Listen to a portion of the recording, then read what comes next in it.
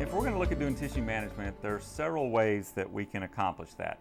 We can use traditional methods like cord, where we can place one cord and then place a second cord to create space, so we can see that. You have to be careful with cords because you can also do a little too much retraction and end up causing damage to the periodontium and especially violate the biologic width. Another way you can do it today is with a laser. Okay? You can go in with a laser and trough to create that space so that you can capture the impression. Or you can use a paste. And today we're going to use that technique. We're going to use Expasyl, which is a temporary retraction paste. And it will not only control hemorrhage, but it also creates that space. And so the first thing I'm going to do is just kind of rinse and dry as best that I can. And then I'm going to place the material. And when I place the material, I'm going to place it into the sulcus area to create that space. You want to make sure that you stay perpendicular to the tooth. You don't want to be coming at an angle. You want to stay as straight up as you can.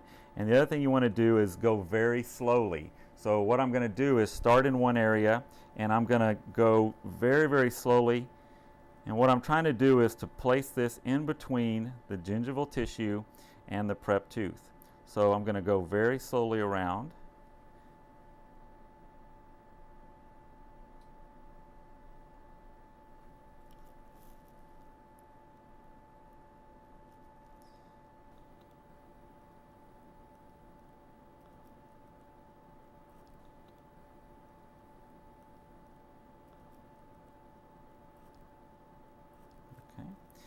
And then one of the things I like to do is actually take a little piece of, this is a CompuCap that is made out of cotton. And what I like to do is actually kind of just tuck the material to make sure I have it in the sulcus area.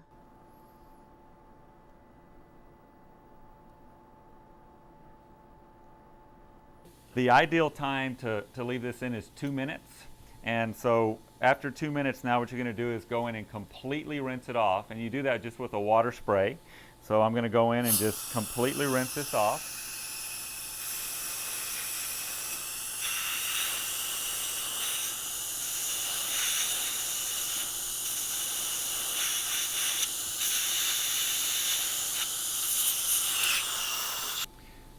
All right, now as you can see, we have retracted the tissue so we can visualize all the margins 360 degrees.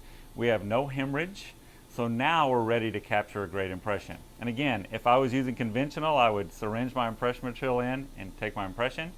We're going to do it digitally, so let's get the iTero back and let's take a digital scan. All right, so the first thing I'm going to do is take an occlusal shot. Okay, now take a look now at the screen and you can see that I can see all my margins 360 degrees. And this is just an occlusal image. So when I start really getting into detail, I'm going to pick up everything and have a very accurate impression.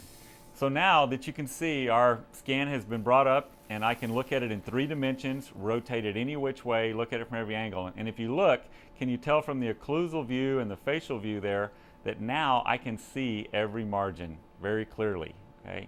You know, using the Expasyl, we got good retraction of the tissue so we could get that space to capture that. We also had no hemorrhage, so we're not going to have any issues with that. And then now you can see that we've got every piece of detail that we need.